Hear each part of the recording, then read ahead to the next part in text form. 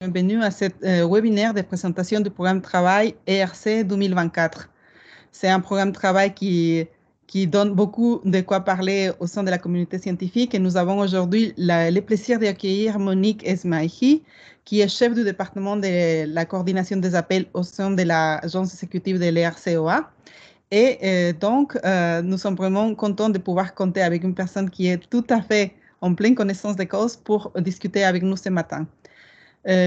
Comme d'habitude, dans ce webinaire, nous allons vous donner la parole à la fin de la présentation. Plutôt, on avait discuté avec Monique.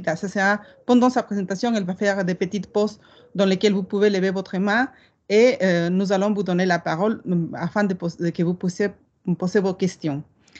Pendant les présentations, n'oubliez pas, s'il vous plaît, d'éteindre votre micro et de maintenir aussi la caméra éteinte. Mais si vous intervenez, c'est toujours sympathique si vous l'allumez. Pour commencer, donc, je vais donner la parole à Pascal Massiani, qui est notre coordinatrice de Point de Contact National. Pascal? Merci Rosa. Donc, je compte sur toi pour passer les transparents, puisque c'est toi qui avais pris la main là. Donc, bonjour à tous et toutes. Donc, moi, je vais être très, très brève. Hein. Je vais simplement avoir 4 transparents ou 4 ou 5 pour vous rappeler des généralités. Bon, tout d'abord, alors, je pense que beaucoup d'entre vous nous connaissent et nous suivent très, très régulièrement. Mais s'il y a de nouveaux arrivants dans le paysage ERC français, je vais faire simplement les quelques rappels que vous pouvez voir ici, c'est-à-dire qu'on est là vraiment pour vous aider, pour vous accompagner, alors non pas au quotidien, mais sur toutes les questions générales que vous avez autour des ERC. Donc, on a une hotline à laquelle on essaye de répondre quotidiennement et vous pouvez aussi nous appeler par téléphone. Donc, vous trouvez toutes les coordonnées sur le site internet que l'on actualise aussi très régulièrement. Donc, vous avez ici le lien. On propose des webinaires et on participe à des événements pour les informations, que ce soit au niveau national ou aussi sur des sollicitations régionales. On propose des entretiens individuels à tous les chercheurs qui le souhaitent, accompagnés de leur institution d'accueil pour éventuellement discuter des projets, voir si que l'on donne un retour, vu avec notre vision assez généraliste. On propose des ateliers, des actions de formation. On a un réseau de relais, donc je pense que beaucoup d'entre vous êtes là, un réseau de relais très large, donc qui représente toute la communauté des institutions d'accueil en France. On a une permanence hebdomadaire, tous les mardis de 13h à 14h. Donc ça, pour ceux qui ne le sauraient pas, ça peut être intéressant. On fait des analyses de résultats, des statistiques, de rapports d'évaluation et on est aussi sur les réseaux sociaux. Donc ça, c'est Caroline qui relaie ces choses-là. Et on est en contact régulier avec le RCEA, notamment avec Monique qui nous fera une présentation dans quelques minutes. Donc, je voulais aussi en profiter pour simplement rappeler quelques rendez-vous, donc soit qui ont eu lieu, on a déjà fait un webinaire sur les questions du programme de travail 2024, sur la base des nouveautés qui avaient été annoncées par l'ERC, mais qui étaient simplement voilà, des annonces préliminaires du 1er juin, le 1er juin 2023, et on avait enregistré cet événement, donc vous pouvez éventuellement le retrouver par la suite si vous le souhaitez. Le webinaire d'aujourd'hui va être enregistré, donc vous pourrez aussi retrouver toutes les informations qui vont être transmises par Monique. Et on a 2 autres événements en juillet, l'un pour la préparation aux auditions Consolidator 2023 et l'autre pour les auditions, donc le 18 juillet pour les auditions Synergie 2023. Donc ça concerne principalement les lauréats, non pas les lauréats, excusez-moi, les gens qui cherchent à être lauréats et qui sont invités à l'étape 2 de l'évaluation de l'ERC, donc qui vont passer l'audition.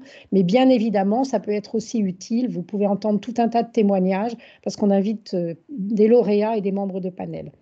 Et à titre d'information, on envisage de faire un atelier pilote à la formation à l'écriture à l'automne 2023 qui concernerait les candidats pour l'appel COG. Donc ça, c'est vraiment quelque chose que l'on souhaite lancer.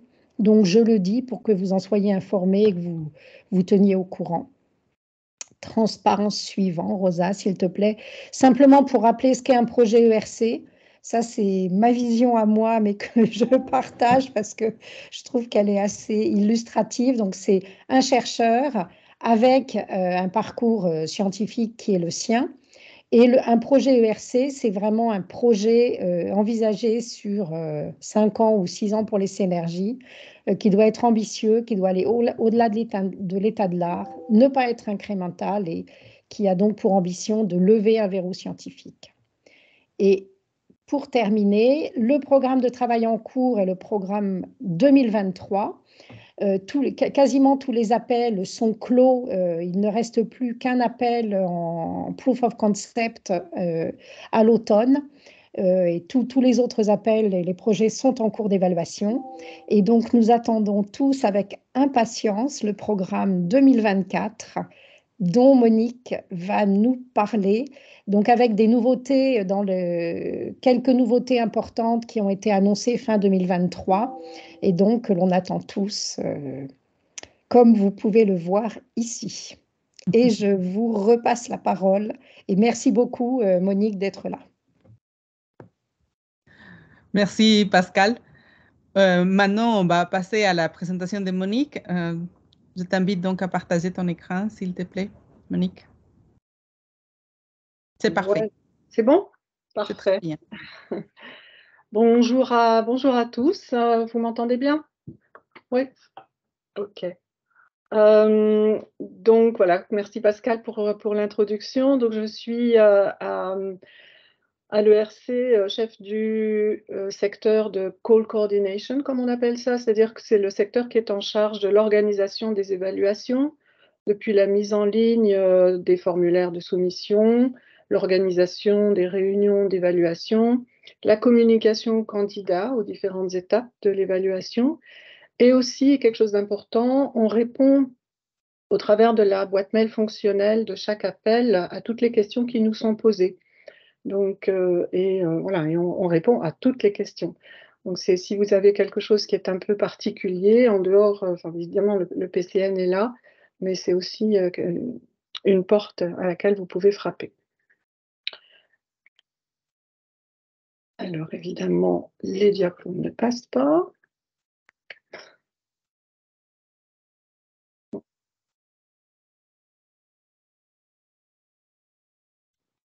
Est-ce que Rosa, c'est voilà. pas toi qui as la main? Ouais. Non, c'est bon. C'était juste un peu de délai. Oui, toujours la technique. Voilà, donc le RC a été créé en 2007. Et après voilà, 15 ans d'expérience, je vous donne voici un bilan des opérations, si on peut parler comme ça. Je ne vais pas rentrer dans le détail, mais c'est quelque chose, c'est un programme qui a répondu aux attentes de la communauté scientifique et qui est tout à fait adapté à la demande de financement de projets individuels. Au niveau européen et en particulier au niveau de la France, au total, il y a plus de 1500 propositions qui ont été financées, avec en moyenne, depuis donc, le démarrage qui était en FP7 en 2007, 15% de taux de succès, ce qui, vous le verrez plus tard, est tout à fait honorable en comparaison des taux de succès des autres pays européens. Donc maintenant, je vais rentrer dans le vif du sujet. Le programme de travail 2024. Donc voilà les dates prévues. Hein. Le programme n'est toujours pas adopté. Il est dans différentes phases administratives d'adoption. On espère, aux dernières nouvelles, que ce sera cette semaine, voire début de semaine prochaine.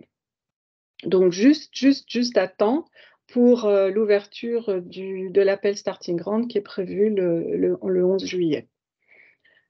Donc là, vous avez les dates. On va commencer par Starting et Synergy, donc le 11 et le 12 juillet. Puis en septembre, suivra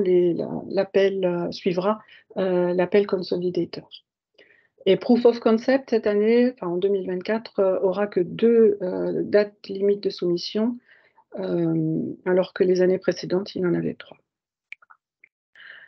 Donc, pour ceux qui ne connaissent pas encore les appels ERC, je vais vraiment aller très vite.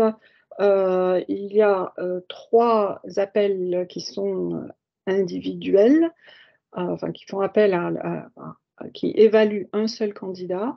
Donc, c'est en fonction de l'avancement dans la carrière. Starting Grant pour les candidats qui ont entre 2 et 7 ans après leur soutenance de thèse. Ça, je reviendrai là-dessus un peu plus tard. Consolidator entre 7 et 12 et Advanced Grant pour après.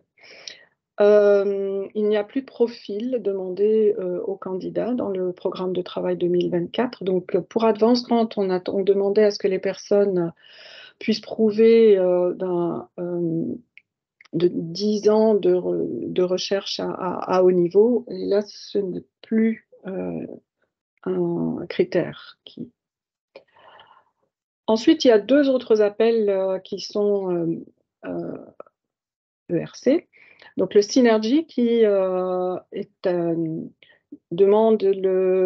qui est un groupe de chercheurs, entre 2 et 4 chercheurs, qui soumettent une proposition avec l'un d'eux qui peut être situé en dehors de l'Union européenne ou des pays associés.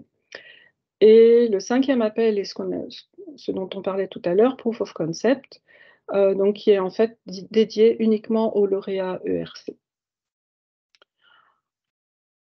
Alors, j'ai pas lu complètement les SIAS puisque j'ai un temps limité, mais en plus donc de chaque montant qui est attribué au maximum pour les appels Starting, Consolidator et Advanced et pour les appels Synergy, un candidat peut demander un financement supplémentaire qui est soit de 1 million pour les appels individuels ou 4 millions pour les appels Synergy, et dans des cas particuliers. Donc là, je les ai listés ici.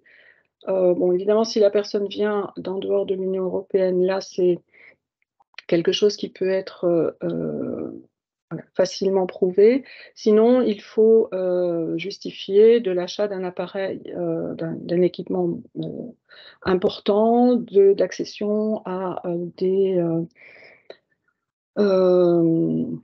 à chaque fois, j'ai des problèmes pour traduire, donc large facilities, pardon, ou alors pour des expéditions, en excluant les coûts de personnel.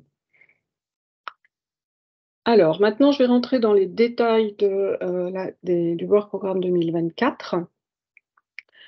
Donc, tout d'abord, au niveau des panels, il va y avoir jusqu'à présent, je vais vous les énumérer plus tard, il y avait 27 panels, mais pour 2024, on a un panel supplémentaire qui va être SH8 et qui combine en fait les activités, ou les champs disciplinaires qui étaient auparavant dans SH5 et SH3. Il y a 2 panels dans le domaine des sciences de la vie pour lesquels il y a un nouveau titre, donc c'est pour en fait refléter les changements thématiques dans ces disciplines-là. Donc il n'y a pas de changement majeur, je veux dire, pour ces deux panels.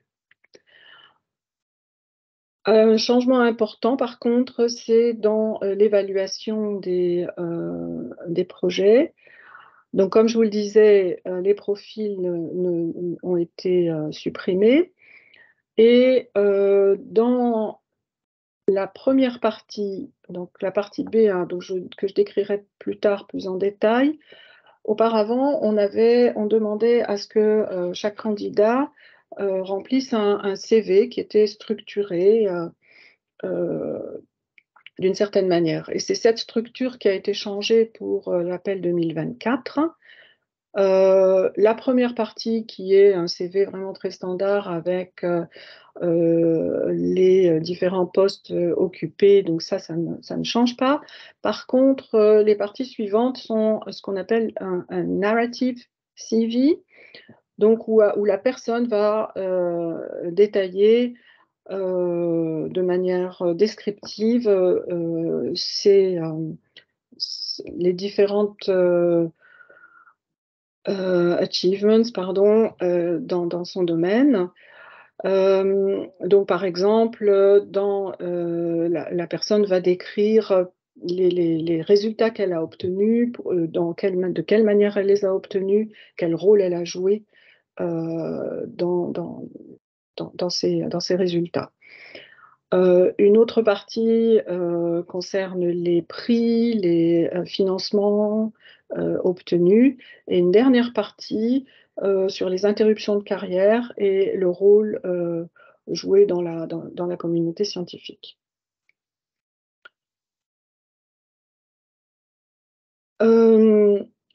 En parallèle, l'évaluation va pas changer fondamentalement. Jusqu'à présent, on avait le conseil scientifique de l'ERC qui, en fait, définit la politique scientifique des appels, avait toujours dit qu'il fallait donner plus d'importance à l'évaluation du projet par rapport à l'évaluation du candidat. Donc, c'était quelque chose qui était écrit, mais qui n'avait pas été formalisé du point de vue de la manière dont les membres des panels notent les candidats. Donc, maintenant, c'est formalisé. Le projet va être noté. Donc, il y a une note qui est donnée entre 0 et 4. Et le candidat, lui, ce sera une évaluation qualitative. Donc, il n'y a pas de note qui sera associée au candidat. Néanmoins, il va y avoir un commentaire qui sera écrit pour chacun de ces critères d'évaluation. Les questions auxquelles les panel members doivent répondre pour l'évaluation du candidat seront détaillées dans le programme de travail. Et elles n'ont pas fondamentalement changé par rapport au programme précédent. Chose aussi importante au niveau de l'évaluation, donc l'évaluation des projets ERC se fait en 2 étapes. Et la deuxième étape consiste en évaluation par les panel members, mais aussi une interview. Et le nombre de candidats qui pourront être invités à l'étape 2 dans les appels précédents dépendait en fait du budget qui était alloué à chaque panel. Donc on considérait qu'on pouvait aller jusqu'à 3 fois le budget, en fait 3 fois plus de candidats qu'on pouvait en financer. Et maintenant, on va limiter, mais en fait, on n'a jamais pu aller à plus de 44, donc du point de vue logistique, c'est très très compliqué. Donc maintenant, on va limiter à 44 le nombre de personnes qui pourront être interviewées, ce qui veut dire que finalement, on pourra en inviter plus dans certains panels qui ne sont pas surchargés au niveau de la soumission. Et conserver le même nombre que pour les panels qui sont surchargés. Donc finalement, on donne plus de chance aux candidats parce que, ça j'y reviendrai plus tard, l'invitation à l'étape 2 permet de ne pas être limité dans les candidatures qu'on peut présenter l'année suivante, alors que si on est rejeté à l'étape 1, on doit attendre une année. Donc, bon, finalement, c'est plutôt un bonus. Et en parallèle, il va y avoir une nouvelle note aux candidats qui sont néanmoins rejetés à l'étape 1. Donc, A invited, il n'y a pas de problème, mais on va avoir A not invited, qui en fait reflète aussi le fait que les panel members qui étaient limités, donc en particulier pour les panels qui étaient soumis à un grand nombre de propositions, se plaignaient que finalement, il y avait des candidats qui étaient rejetés à l'étape 1 qui considéraient que s'ils n'avaient pas été limités par le budget, étaient qu'ils auraient voulu entendre finalement à l'interview. Donc là, il va y avoir la possibilité pour les panel members d'indiquer qu'il y a certaines propositions pour lesquelles ils voudraient que ces personnes aient la chance de resoumettre une proposition pour pouvoir l'année suivante pour pouvoir tenter leur chance. Voilà. Par contre, un point peut-être, enfin bon, c'est plus un point administratif, mais en fait qui était relativement difficile à gérer pour nous. On avait de temps en temps des personnes qui étaient sélectionnées pour signer un grand agreement, mais qui en fait n'avaient pas encore reçu cette invitation à temps avant la date de soumission de l'appel suivant, et donc ils resoumettaient. Et donc quelquefois, en particulier pour les personnes qui étaient en liste de réserve, donc qui sont appelées pour signer un grand agreement un peu plus tard, on se retrouvait avec des gens qui étaient invités à l'interview et qui n'avaient pas encore signé leur grand agreement. Et d'un point de vue légal, on ne pouvait pas voilà, ne pas les inviter. Et du coup, ils prenaient la place de quelqu'un. Et voilà. Et donc là, on a clarifié les choses. Si une personne est invitée pour signer un grand agreement, ben, finalement, elle ne peut pas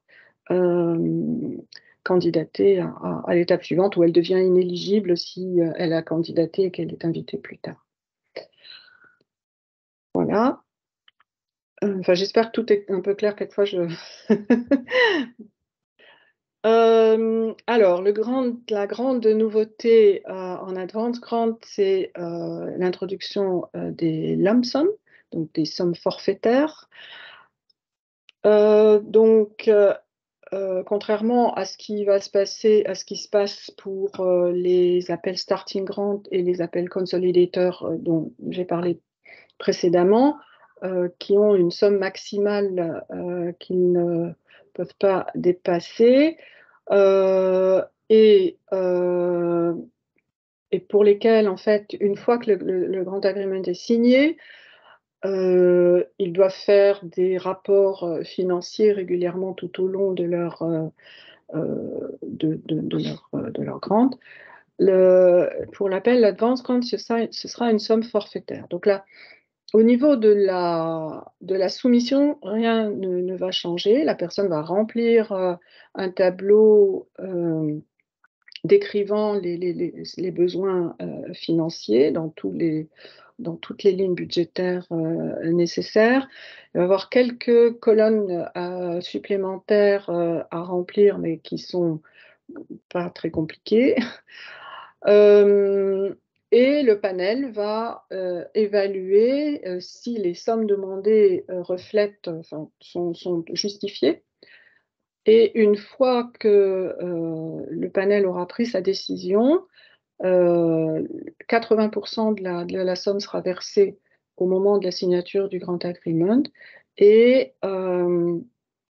les 20% derniers seront donnés une fois que la personne, enfin que le PI aura fait son rapport scientifique en disant qu'il a fini son projet scientifique et qu'il a terminé toutes les activités qu'il avait proposées. Avec un résultat positif ou négatif, mais qu'il a essayé de tout faire. Voilà, donc ça ne change rien sur la somme supplémentaire, pour ce qui concerne la somme supplémentaire que le PI peut demander, dont j'ai parlé précédemment, les 1 million. Et ça ne change rien pour les questions de portabilité non plus. C'est-à-dire que le PI peut changer d'institution au cours de son projet. Donc voilà un résumé de ces nouveautés pour l'appel 2024. Donc voilà, je ne vais pas relire tout ça. Les 28 panels dont j'ai parlé précédemment Donc, ils sont divisés en 3 domaines scientifiques. Et pour chaque panel, vous avez en fait une description de tout ce qui est englobé, des thèmes qui sont englobés dans ce panel-là. Et là, c'est très important de sélectionner les thèmes qui relèvent de votre proposition pour des questions d'évaluation, d'associer votre proposition avec les membres du panel qui sont le plus à même d'évaluer votre proposition. Ça, j'y reviendrai plus tard. Voilà, donc j'ai terminé la partie sur le programme de travail 2024. Donc, il y avait des questions dans la conversation. Céline, alors peut-être non, d'abord, Juliana Victoria, est-ce que vous pourriez ouvrir votre micro, mettre votre caméra et poser votre question, s'il vous plaît?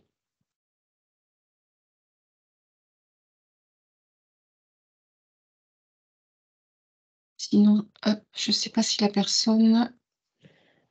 Bonjour, Voilà, désolée, super, merci. Oui, bonjour.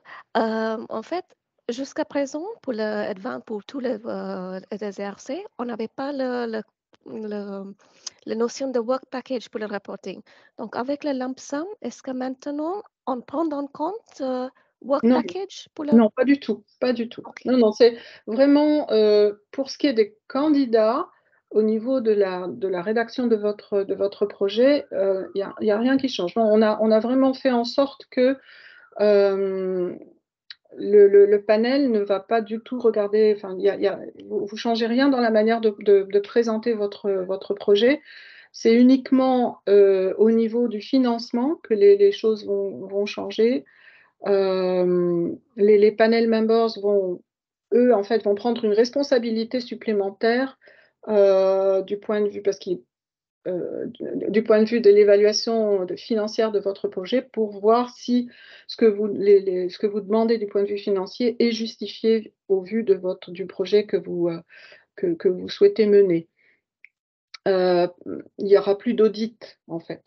Donc, du coup, c'est les panel members qui, en fait, prennent la responsabilité de dire, nous, en tant que panel member, on considère que c'est cette somme qui est nécessaire pour que la personne puisse mener à bien son projet. Ok, merci. De rien. Charlotte Nip, s'il vous plaît. Oui, bonjour. Bonjour. Charlotte, la délégation Bretagne et Pays de la Loire du CNRS. Juste une petite question, une sur le new profile, là, le nouveau profil. Donc, la première partie de CV ne changera pas. Oui. Et la deuxième partie, mais en fait, je ne vois pas trop de changements parce que c'était déjà narratif avant, ce track record. Ça, ou au moins les candidatures que j'ai vues, ils ont tous d'abord fait ils ont raconté un peu leur carrière et après, ils ont donné des publications et et mis en avant leur contribution. Donc, je vois pas encore vraiment la nouveauté dans le format. Alors, en fait, il y avait dans le track record, en fait, il y a des gens qui l'écrivaient de manière narrative et d'autres pas. D'autres qui listaient juste leur publication et mettaient une ligne pour justifier pour chaque publication de leur rôle. Et dans la partie, par contre, Career Breaks, si je ne me souviens plus du titre précisément, mais en fait, voilà, les interruptions de carrière, là, il y avait juste il y avait Covid, avec 3 possibilités, enfin voilà, comment Covid avait impacté la recherche. Et pour les gens qui avaient eu des interruptions de carrière par rapport à des maternités ou des longues maladies, ils pouvaient éventuellement le faire là. Là, c'est quelque chose de beaucoup plus large. Donc, ça inclut toute situation finalement d'interruption de carrière, pas seulement Covid, pas seulement, ça peut être des changements de thématique, ça peut être, oui, enfin, des interruptions pour avoir travaillé dans l'industrie, Et puis aussi le rôle joué dans la communauté scientifique. Donc tout ça, c'est englobé dans le même, la même partie du CV. Je ne sais pas si j'ai répondu. Oui, oui, c'est clair. Et juste après, il y avait écrit sur la slide avant. Charlotte, pour laisser aussi la possibilité aux autres participants de. C'était la même slide, mais désolée. Je reviens plus tard. Du temps, après, on peut revenir. Donc, Eric Dujardin, s'il vous plaît.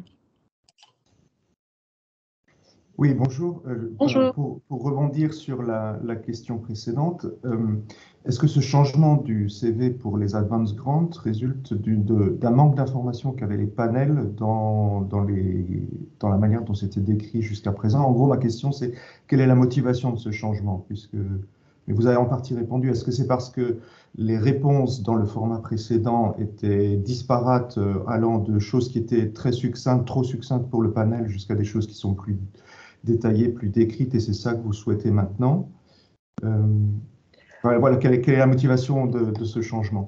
Oui, alors je dirais la motivation principale, c'est que le conseil scientifique souhaitait avoir une vue plus large, en fait, sur le candidat, le ou la candidate, et donc avoir des informations à la fois sur le parcours scientifique, mais à la fois sur tout l'environnement, enfin, la connexion entre le candidat et son environnement scientifique. Donc c'est vraiment ça qui a motivé le changement. D'accord, très bien, merci. Samantha Escorde, s'il vous plaît. Vous m'entendez? Oui. Ok, parce que mon micro est toujours mute. Vous avez dit qu'il y avait donc maintenant 44 proposals au maximum en stade 2. Je voulais savoir si c'était possible de trouver quelque part des stades de combien d'applications il y a par panel, ou si on ne le sait pas.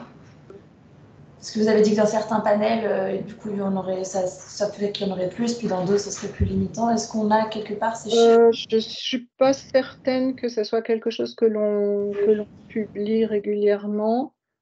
Parce qu'en fait, ça, comment dire, quand on regarde ça d'un point de vue par appel, ça n'a aucun sens puisque ça change quand même régulièrement d'année en année, et donc ça peut mener en fait à des interprétations qui ne sont pas adaptées.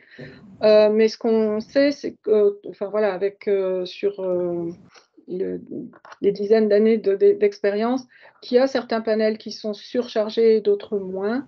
Donc par exemple, si je ne me trompe pas, j'espère ne pas dire de bêtises, le panel PE6 est régulièrement En fait, donc on a des panels qui vont jusqu'à 200 candidatures par panel, pour vous donner une proportion, et d'autres qui sont plutôt à 100. Donc il y a un rapport de 1 à 2 entre les panels surchargés et les panels moins chargés. Et du coup, voilà, ça explique en fait cette nouvelle règle qui permet, parce que pour les panels surchargés, voilà, il y avait des gens qui étaient finalement rejetés à l'étape 1, qui étaient quasiment, c'était un dilemme pour les membres des panels de décider qui était invité à l'étape 2, parce que bon, voilà, il y a un moment, c'est pas facile de mettre une barre, et donc avec ce A non-invited, ça leur permet, voilà, ils ne sont pas invités à l'étape 2, mais ils peuvent recandidater, alors qu'avant, il fallait qu'ils attendent une année. D'accord, merci. Merci. Gaëlle Amand, s'il vous plaît. On ne vous entend pas. Pardon, excusez-moi. Oui, bonjour. Alors, je reviens effectivement aussi sur cette notion de panel, enfin de cap de 44 propositions par panel. Est-ce que le RCEA a en tête, enfin, est-ce que ça fait partie de la réflexion aussi de faire attention justement au taux de succès? Parce que j'ai l'impression que du coup, ça peut amener à une stratégie de changer de panel pour essayer d'aller dans un panel moins surchargé au détriment de la science. Enfin voilà, donc du coup, c'est un peu cette réflexion-là. Est-ce que vous l'avez en tête ou pas? Merci. Non, ça ne change rien au niveau du taux de succès parce que en fait, les budgets qui sont alloués à chaque panel sont proportionnels à la demande. Donc, voilà, si par exemple le panel PE3 regroupe, je dis n'importe quoi, 10% du budget qui est alloué à l'appel Starting Grant, il recevra 10% du budget de Starting Grant. Donc, si le panel PE3, le nombre de candidatures qui sont soumises à PE3 représente 10% du total des candidatures, le panel recevra 10% du budget alloué à Starting Grant. Donc, du coup, il y a le taux de succès, enfin, la probabilité d'abord d'être sélectionné est la même, quel que soit le panel dans lequel on soumet, et le taux de succès est le même d'un panel à l'autre. Merci. Céline Clostre. Oui, bonjour. En fait, ma question était par rapport au nouveau système des lump sum, donc 80% à la signature, 20% à la fin. Un bilan financier détaillé devra être fourni à la fin et le montant final sera ajusté en fonction des dépenses réelles, comme c'est actuellement le cas, ou comment ça se passe? Non, c'est il n'y a plus de rapport financier puisque voilà, c'est une somme forfaitaire. C'est juste que le candidat devra quand même faire un rapport scientifique et justifier de l'utilisation finalement, enfin pas de l'utilisation des fonds, mais voilà, que son projet de recherche du point de vue scientifique est conforme à ce qu'il avait annoncé. D'accord. Ok. Merci. Eric Gouret, s'il vous plaît. Oui, bonjour, merci pour votre présentation. Ma question, en fait, concerne le track record. J'ai bien compris que sur les Advanced, vous supprimez les 10 years track record, mais que se passe-t-il en fait? Donc, on peut mettre jusqu'à 10 publications en résultat sur toute la carrière de l'Advance. Et qu'en est-il pour les starting et les consolidators? Y a-t-il toujours le 5 publications pour les starting et 10 publications pour les consolidators, ou il y a des modifications également? Il y a plus de chiffres magiques. Donc, c'est à la personne en fait de lister les publications importantes à son sens. Donc, je pense on peut. Enfin, là, je commence à marcher sur des œufs, mais on peut continuer à se baser sur ces références précédentes, mais ce n'est plus une obligation. Voilà, donc, ce soit même également pour les starting et les consolidators, c'est ouvert. Non, il n'y a plus de limitation. Il n'y a plus de limitation. Très bien, merci. De rien. Et Johanna Troncoso, s'il vous plaît, pour finir cette fois. Oui, bonjour. Donc, ma question, c'était pour revenir au budget split, parce que comme vous l'avez dit, certes, et on va continuer à faire le budget split à la proportionnelle des réponses reçues. Donc, le taux de réussite global va rester équilibré. Par contre, si je comprends bien, à l'entretien, pour un panel intention comme PE6, il y aura les 44, mais peut-être encore un tiers du budget. Par contre, si on va en panel comme maths, où avant il y avait 7-9 financés, ça veut dire que vous laissez passer 3 fois plus en entretien. On savait bien, peu importe où tu es, combien il y a en entretien, une fois que tu es en step 2, ton taux de réussite est entier par définition, parce qu'on te laissait passer 3 fois plus. Maintenant, j'ai l'impression que pour les panels intention, tu es très vite, et tu sais que tu restes le taux de succès va être très 30% et en entretien. Par contre, dans un panel comme maths, si maintenant on laisse passer 40 pour les mêmes 9 places, la taux de réussite en étape 2, c'est beaucoup plus bas. On va devenir à 20%. Oui. Donc, on a déséquilibré et la taux de réussite en step 2. Bon, maintenant, on ne peut plus dire que c'est la même taux de réussite dans tous les panels en step 2. Tout à fait. Ah oui. Et ça, voilà, pour être dans le terrain, c'est le type de choses où les chercheurs se prennent la tête et commencent à essayer de faire les jeux. Est-ce que je postule plutôt, il y a certains panels qui sont entre deux, est-ce que je vais plutôt PE6 ou maths ou des choses comme ça. Donc, c'est la question que mon collègue avait évoquée. Les gens vont commencer à Donc, est-ce que vous allez aussi, à autre chose que les chercheurs cherchent, c'est absolument savoir. Ça les fait une différence incroyable pour eux. Est-ce que vous allez publier au moment qu'on passe en step 2 combien il y a dans chaque panel, ou au moins dire au point de contact national pour qu'on puisse le dire, maintenant tu es en chance sur 3, tu es en chance sur 4 si tu es dans un autre panel, ou ça va rester complètement inconnu? C'est un raison de transparence, c'est vraiment des choses dans le terrain, comme c'est la question qui te pose le plus. Oui, je comprends. Je pense pas qu'on va faire. Enfin bon, alors là, c'est pareil. Comme c'est la première année, voilà, c'est des choses qu'on va voir au fur et à mesure. Hein.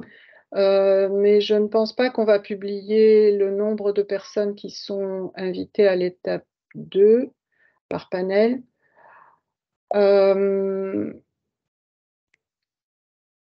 Parce que justement, enfin, c'est vrai qu'on essaye d'éviter ces stratégies-là, parce qu'en fait, comme je vais présenter tout à l'heure, les membres des panels, eux, ils ont leur expertise. Et ils sont recrutés dans le panel pour pouvoir couvrir l'expertise d'un certain nombre de champs scientifiques. Et je ne suis pas sûre que ce soit une très bonne stratégie d'aller dans un autre panel parce qu'il y a 3 fois plus. Voilà. Parce qu'en fait, le truc qui se passe, c'est que avant que l'étape d'évaluation 1, la première commence, le panel chair en fait se réunit avec les collègues qui sont responsables des panels, regarde toutes les propositions qui ont été soumises pour faire une allocation des propositions aux membres des panels basée sur les mots-clés de la proposition et l'expertise des panel members. Et donc là, ils font, en général, chaque proposition est vue, donc là, je commence déjà à parler mais bon, c'est pas grave, est vue par 4 panel members. Et pour les propositions pour lesquelles il n'y a pas l'expertise dans le panel, on a la possibilité au niveau administratif de transférer cette proposition à un autre panel où on sait qu'il y aura, il faut l'accord des 2 panel chairs. Donc en fait, c'est pas garanti. Hein. Si vous allez dans un autre panel en vous disant ouais non, je vais avoir plus de chance, ça peut très bien revenir Je vous comprends, mais c'est seulement nous en tant qu'équipe soutien, c'est la question à laquelle on est confronté. Je sais. Et ils vont jouer avec ça. Il n'y a pas question. Et ils vont se mettre, mais ils vont faire les projets un peu plus informatiques au lieu des maths. Donc ils vont rester dans les panels, mais ils vont jouer avec ça. Donc c'était la question seulement pour la transparence ou pour savoir s'ils vont voir de l'info. Oui. En fait, nous, on cherche pas à cacher les choses, mais ce qu'on évite, c'est les tactiques, parce que les gens vont se dire, ouais, non, mais si je me mets dans tel panel, je vais avoir plus de chance parce que l'année dernière, et bon, on sait qu'il y a certains panels qui sont surchargés, mais d'autres, ça varie vraiment d'une année sur l'autre. Donc, si les gens commencent à regarder ce qui s'est passé en 2022, et ça peut être ils peuvent très bien se tromper. Je suis d'accord. Mais excusez-moi, Johanna, et à tous, juste pour essayer de donner à tous la possibilité de poser des questions et surtout de garantir qu'après, on va jusqu'au bout de la présentation, surtout. Donc, si vous posez une question, après, peut-être s'il nous reste du temps, on peut revenir. Donc, on peut continuer. Merci, Monique. Oui, désolée, je prends un peu de temps. Alors, voilà, là, je vais essayer d'aller peut-être vite. J'ai commencé déjà à répondre, à présenter des choses. Donc, qui est-ce qui peut candidater? Donc là, il n'y a pas de considération d'âge, de nationalité, d'endroit où la personne travaille, si la personne est statutaire ou pas, ça ne rentre pas en compte. Par contre, il faut que l'institution hôte soit située dans un pays de l'Union européenne ou dans un pays associé. Alors, au niveau des critères d'éligibilité, je voulais juste dire, je pense qu'en France, ça ne pose pas de problème. Pour les gens qui ont soutenu leur thèse en France, ça ne pose pas de problème. Donc là, la date de référence pour l'éligibilité, c'est la date de la soutenance. Ce n'est pas la date à laquelle le diplôme a été remis. Et ça, c'est parce qu'en fait, on avait depuis des années le problème qui fait que d'un point de vue légal, la date de remise du diplôme, qui faisait foi avant comme date de référence, variait vraiment d'un pays à l'autre. Dans certains pays, c'était la date à laquelle le document, la thèse était publiée, et quelquefois c'était publié 2, 3, 4 ans après la date de soutenance. Et du coup, du point de vue évidemment du track record, la personne n'était pas du tout dans la même phase de sa carrière que d'autres personnes dans le même panel. Donc, jusqu'à présent, cette année, c'était la première année dans laquelle cette règle a été mise en place.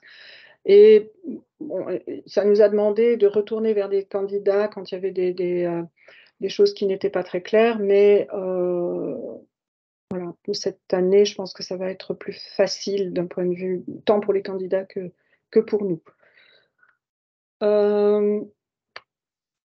Extension d'éligibilité. Donc tout ça, c'est des situations qui doivent avoir eu lieu avant la date limite de soumission. Donc, bon, je ne vais peut-être pas lire tout ça, mais un point qui est important, avant, on avait indiqué des maladies de longue durée, sans préciser que ça pouvait aussi inclure des situations de handicap. Donc, pour toutes ces raisons-là, pour toutes les raisons qui sont énumérées ici, il faut juste fournir un document officiel qui donne la date de départ, enfin, de démarrage de la situation et la date de fin. Et tout ça sera compté pour étendre la fenêtre d'éligibilité. Une proposition ERC contient 2 parties scientifiques, la partie B1 et la partie B2, et des parties administratives qui sont énumérées ici. Pour tout ce qui est question annexe, c'est-à-dire pour toutes les annexes, donc le certificat de doctorat, les documents pour étendre les fenêtres d'éligibilité et la lettre de l'institution, il est important que vous les soumettiez au moment de votre candidature. Si par exemple vous ne soumettez pas la lettre de soutien de votre institution, votre candidature va être déclarée inéligible. Donc, c'est important de le soumettre. Alors, si par malheur, vous n'avez pas encore, par exemple, une signature dans cette lettre, soumettez-la. Soumettez-la sans la signature. On peut revenir vers vous à ce moment-là pour vous demander de la compléter. Donc, c'est là le point juridique, d'une certaine manière, qui fait... Donc, on peut toujours revenir vers vous pour vous demander des clarifications, mais s'il y a absence de documents, on ne peut pas. La partie B1 est évaluée uniquement est évaluée à l'étape 1 et la partie B2 à l'étape 2.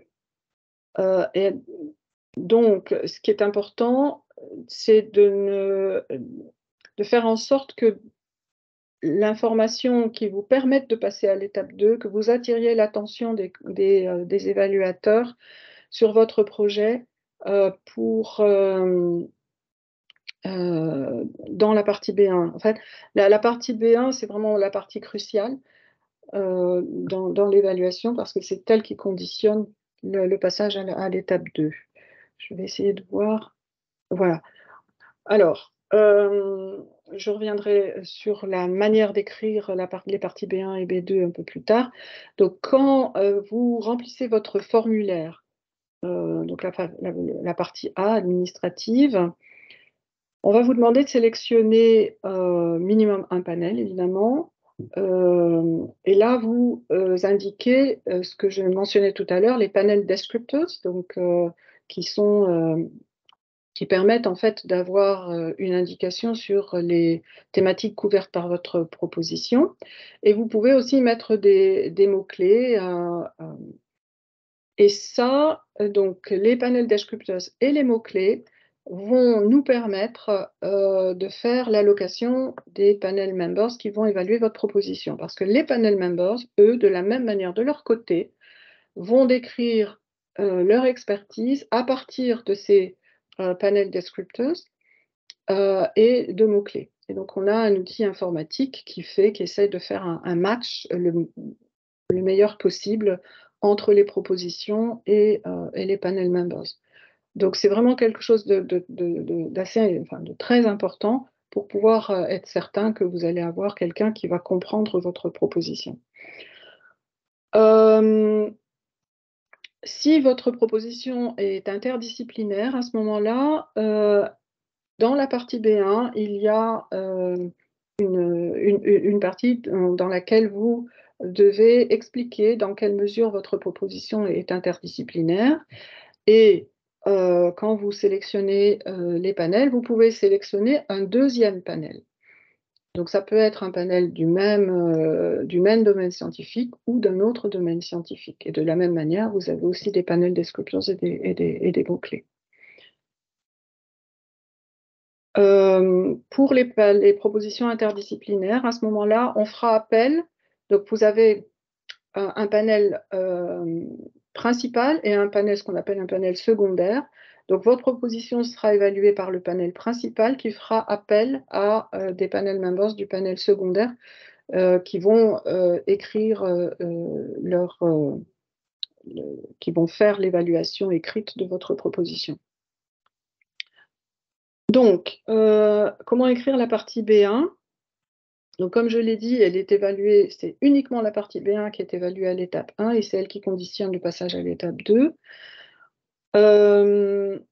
Donc, faire attention en fait à l'écrire à deux niveaux de lecture. Un niveau général, donc où tous les membres du panel, quelle que soit leur spécialité, puissent comprendre le caractère innovant, le caractère original, la faisabilité de votre proposition. Mais la difficulté, c'est que les personnes, enfin les panel members qui vont être spécialistes de votre proposition doivent aussi y trouver leur compte. Donc c'est un peu ça ce double niveau qui est difficile à mettre en œuvre. Si votre proposition est très risquée, indiquer que vous êtes évidemment à même de prévoir un plan B, un plan C, au cas où les choses se révèlent difficiles à mettre en œuvre. Et chose importante, les références, vous avez un nombre de pages limité, mais les références ne comptent pas dans la limitation des pages. La partie B2, celle-ci, elle est évaluée donc à nouveau par les panel members, mais aussi par ce qu'on appelle des remote referees, qui sont sélectionnés par le panel au moment où ils ont décidé de combien de propositions et quelles propositions vont passer à l'étape 2. Pour chaque proposition, ils vont nommer entre 5, 7, voire plus remote referees qui sont des experts de cette proposition que l'on sollicite. Et en général, on a en moyenne 3 remote referees qui sont qui nous soumettent leur évaluation, en plus des 3 panel members dans le panel. Donc, les panel members, eux, sont présents au moment des réunions d'évaluation, mais pas les remote referees. Donc, à cette étape 2, les panel members et les remote referees ont accès à la partie B1 et à la partie B2. Donc, ce n'est pas la peine de répéter ce que vous avez indiqué dans la partie B1, puisqu'ils y ont accès. Mais par contre, il faut évidemment détailler le projet de recherche. détailler les stratégies, ce dont je parlais, plan B, plan C. Là, vous pouvez rentrer dans le détail de qui va faire partie de votre équipe et éventuellement des profils que vous recherchez. Vous n'êtes pas obligé de connaître déjà ces personnes-là, mais voilà, de dire si vous êtes financé, vous allez recruter des personnes avec tel et tel profil. Et c'est aussi là, dans cette partie-là, que vous détaillez la partie financière et voilà, et que le panel va regarder comment ces chiffres sont justifiés par rapport à votre projet. Voilà, je peux prendre quelques questions. J'ai l'impression d'avoir pris beaucoup de temps. Oui, il y a quelques questions. Une personne, Catherine Radka, si vous pouviez prendre la parole, allumez votre caméra. Oui, bonjour, c'était juste une question très rapide pour savoir si les situations de handicap, c'était comme la maladie, c'est-à-dire que ça compte aussi pour si on est aidant, enfin considéré comme aidant, si c'est quelqu'un d'autre qui est atteint ou c'est la personne qui soumet. C'est plus... ouais, pour la maladie, en fait, oui, ça peut arriver que quelqu'un qui, par exemple, s'est occupé de sa personne, d'un membre de sa famille et qui a été obligé de réduire son quota à ce moment-là, ça peut être la réduction du temps de travail, évidemment, et peut entrer en ligne de compte pour l'extension de l'éligibilité. Bon, après, il faut les documents. Hein, faut pas, comment dire, un testimonial, quelque chose qui est fait que vous avez écrit de votre main ne suffira pas. Il faut que on ait soit un médecin, soit les ressources humaines, voilà, qui justifient de combien de temps vous avez été à temps partiel. D'accord. Et il faut que ça faut que se soit traduit dans le contrat de travail par un temps partiel. Oui, ou un certificat des ressources humaines. Ouais. D'accord. Ok, merci beaucoup. Bien. Marion, s'il vous plaît, Marion Borms. Oui, bonjour. Bonjour, vous m'entendez? Oui. Oui. J'ai deux petites questions. L'une, il m'a semblé que vous avez dit à l'instant, mais j'ai peut-être mal compris, quelque chose qui me semblait être contradictoire avec d'autres choses que j'avais entendues. Vous avez dit qu'il ne fallait pas que les informations de la B1 soient répétées dans la B2. Or, moi, j'ai toujours entendu qu'en gros, tout ce qu'il y avait dans la B1, même si ça ne s'adressait pas exactement au même type de pub, j'ai bien compris les différences de type de rédaction, mais j'ai souvent entendu qu'on recommandait plutôt que quand même toute l'information qui figure qui est contenue dans la B1 doit aussi apparaître dans la B2 en étant plus développée. On peut carrément s'appuyer, considérer que le lecteur... Oui, alors, oui, après, il faut... Oui, pardon. Je sais pas. En fait, bon, c'est quand même le même projet de recherche. Il y a un écho. Oui, je pense que Madame Worms est sur la liaison est mauvaise. Je ne sais pas où vous êtes, mais... Pas bien du tout. Je suis chez moi avec une liaison habituelle. Bon. Okay. Si vous coupez la caméra pour le coup, pour voir si ça passe mieux. Est-ce que c'est mieux comme ça? Ah, largement. Oui. Disons que le B1 est quand même pas comme... ne pouvez pas être considéré comme une introduction au B2. Il y a quand même... on va s'appuyer sur où on peut. Oui. Bon, après, j'ai peut-être été un peu trop rapide. Vous pouvez couper les autres micros, s'il vous plaît. J'ai été peut-être un peu trop schématique, mais en fait, ce qu'il ne faut pas, c'est répéter, faire un copier-coller, quoi, en gros. Donc, c'est le même projet de recherche, donc forcément, il va y avoir des choses qui vont se recouper. Mais utiliser plus la partie B2 pour rentrer dans les détails, mais forcément, vous pouvez rappeler des choses qui étaient dans la partie B1, mais c'est plus un développement que... Voilà. D'accord, mais du coup, le plan, quand même, s'il y a par exemple 3 grandes thématiques et qu'il y a 3 intertitres qui correspondent aux 3 grandes thématiques, il est normal que les 3 intertitres puissent se retrouver dans les deux. Oui. Et j'ai une autre toute petite question sur la... Je suis désolée. Pour relever la main, encore une fois. Juste une question par participant. Si vous avez des autres, après, on aura le temps. Mais juste pour laisser la possibilité aux autres aussi de poser des questions.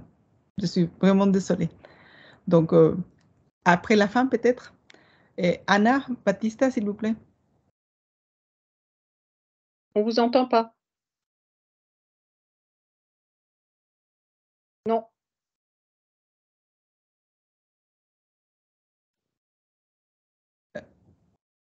Anna, Anna avait posé la question dans le chat. On va peut-être lire la question du chat.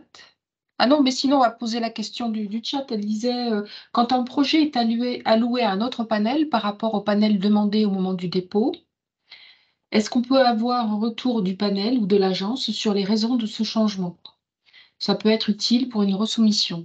Ah. Formellement, on ne le fait pas.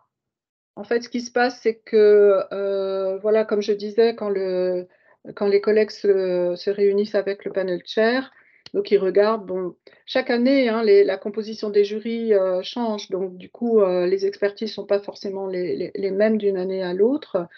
Et donc là, si vraiment, mais c'est vraiment, c'est dans des cas extrêmes, hein, on n'a pas, je dirais que en gros, on a entre 1 et 2% des propositions qui sont transférées d'un panel à l'autre. C'est vraiment exceptionnel.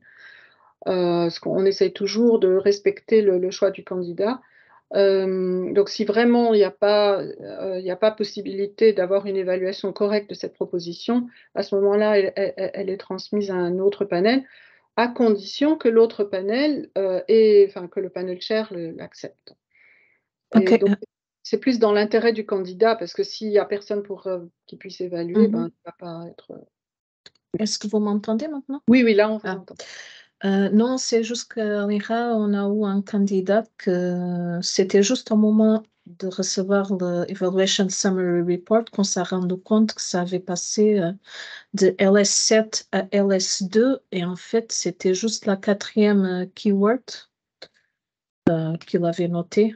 Et donc, on se demandait là pour soumettre le projet, car il a OMB, si on pouvait écrire à l'appel, l'email de l'appel pour demander un peu d'infos pour qu'il se prépare mieux pour la resoumission, car sûrement il ne faut pas redéposer dans LS7. Je pense pas que vous aurez plus d'informations en fait en soumettant un redress, hein, c'est ça ce que vous voulez faire? C'est pas un redress, c'est juste si on peut savoir les éléments pour le nouveau dépôt, s'il doit cibler encore LS7 ou plutôt LS2. Car ce n'était pas du tout un projet génétique. Mais bon, là, on rentre dans le détail. Et en fait, il regarde les mots-clés, enfin les panels descriptors et les mots-clés, mais il regarde aussi le abstract de la proposition, le résumé qui est soumis. Et donc ça, c'est aussi un élément important parce que le panel chair va lire l'abstract et va voir les mots-clés. Et sur cette base-là, il va prendre sa décision. Donc l'abstract est aussi très important. Merci. Mais oui, non, je pense que non, vous n'aurez pas plus d'informations. Désolée. Johanna, s'il vous plaît. Oui, bonjour. Ma question, c'était sur le concept de high risk, high gain, qui a un peu disparu de la partie évaluation. Il y avait la question qui disait explicitement high chance that a part of the project will not entirely fulfill its aims. Donc maintenant, ça a disparu. Mais aussi, vous avez mis pas mal de stress dans les slides que vous avez montrés du B1 ou B2 sur le risk mitigation, sur l'alternative plan, sur la feasibility. Donc pour moi, ça indique un peu un changement de mindset, que c'est très important pour se préparer. Est-ce qu'on doit indiquer qu'il faut toujours cette composante high risk avec une grosse chance qu'il ne passe pas en partie et que ça, on doit vraiment la mettre en amont ou on oublie un peu ça et on est un peu plus risque averse et plus focalisé sur la feasibilité parce qu'on avait entendu non, c'est pas du tout ça, mais en regardant pas seulement l'évaluation mais votre présentation, ça vraiment, ça semble indiquer qu'on est un peu plus cauteleux sur notre partie high risk. Non, en fait, ce qui se passe, c'est que je crois qu'il y avait en tout cas, le conseil scientifique pensait qu'il y avait un malentendu dans l'expression high risk, high gain. en supposant que à partir du moment où on prend, il fallait qu'il y ait un high gain forcément. Et alors que, en fait, pour avoir un high gain, il fallait un high risk. Donc, alors que c'est pas forcément le cas. On peut très bien avoir un high gain sans high risk. Et c'est ça un peu qui a été, le mindset qui a guidé le fait que le Work Programme 2024 est un peu changé. Mais ça ne veut pas dire que le conseil scientifique ne veut pas avoir de propositions qui soient risquées. Ce n'est pas du tout le cas. Bon, par contre, la mitigation, ça a toujours été au goût du jour. Hein. C'est des panel members qui voient quelque chose de très risqué et qui ne voient pas de mitigation, à ce moment-là, se disent, bon, est-ce que la personne, elle est vraiment consciente que ça peut-être ça va pas aller du tout et que voilà, c'est plus sur ça permet de se rendre compte, enfin pour les panel members, de se rendre compte que la personne est consciente quand il y a des mitigations. Donc pour nous, on parlait plutôt de risk assessment, où les candidats faisaient un assessment d'un test, mais peut-être pour un parti, ça c'est high risk, il ne va pas se passer, c'est un petit parti. Et, mais une fois qu'on les... C'est une grande différence entre ça et un ANR ou d'autres, où vraiment c'est les risk mitigation qu'il faut les mettre en avant, et pas les risk assessment. Et la façon où vous avez déroulé là, on avait l'impression que vous venez beaucoup plus conservatif par rapport à la façon où vous vous présentiez avant en tant qu'RC. Et c'est là où voilà, on voudrait avoir un peu plus de... Oui, non, je pense, enfin, de ce côté-là, je ne pense pas qu'il y ait eu un changement majeur. Ok, merci. De rien. Charlotte, s'il vous plaît. Oui, c'est pour revenir sur la petite question que j'avais avant encore. C'était juste sur il y avait sur la slide Streamlined Evaluation Questions et je n'avais pas trop compris qu'est-ce que c'était exactement. Et si c'est une nouveauté? Non, c'est justement en fait les evaluation questions, elles n'ont pratiquement pas changé. Il y a eu peut-être un mot qui a été changé par rapport au Work Programme 2023. Donc c'est toujours les mêmes questions d'évaluation qui vont être proposées aux panel members. Merci. Et Eric Dujardin, pour finir cette partie-là, merci. Oui, rebonjour. J'ai une question sur la partie Teams Member et le descriptif des gens qui contribuent à un projet, parce que j'ai souvenir que à l'étape Starting Grant en particulier, quand il y avait la constitution de l'équipe, ça c'était clair, et puis quand il y avait un besoin d'un collaborateur qui était hors de l'équipe, il fallait faire attention que le projet ne soit pas dépendant de cette collaboration qui, au cours des 5 ans, pouvait s'interrompre, remettant en question la faisabilité du projet. Et quand on en arrive au stade Advanced Grant, la relation est un tout petit peu différente, c'est-à-dire que je pourrais avoir un projet qui a besoin d'une collaboration avec un collègue qui est de niveau Advanced aussi, sans pour autant qu'on soit dans un cadre de synergie, mais sans que cet autre collègue qui apporte une compétence importante au projet puisse être techniquement intégré à l'équipe administrative formelle du projet dans l'institution d'accueil du projet. Comment est-ce que vous conseilleriez de décrire cette collaboration qui serait importante, mais pour lequel, disons que la collaboration qui a lieu depuis des années garantit le fait que ça ne va pas s'interrompre inopinément et que ce n'est pas un risque majeur? Est-ce qu'une lettre d'intention suffit? Est-ce que finalement c'est quelque chose qui reste un danger pour le projet?